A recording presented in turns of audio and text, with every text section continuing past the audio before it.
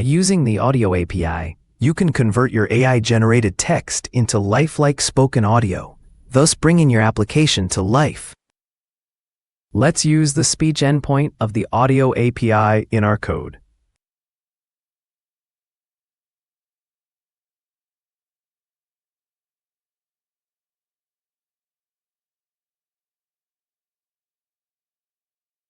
Here we call the speech.create endpoint with streaming. We use an appropriate text-to-speech model. We use the Coral voice. The TTS endpoint provides many built-in voices to control how speech is rendered from text. Input contains the text we want to convert to speech. This text could be the response that was returned by the LLM from an earlier query. Optional instructions, or the developer message, is set here. We want a positive tone. We want the returned audio to be saved to a file.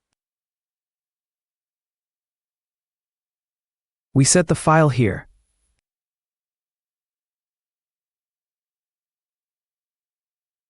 We capture the returned audio and save it to our file.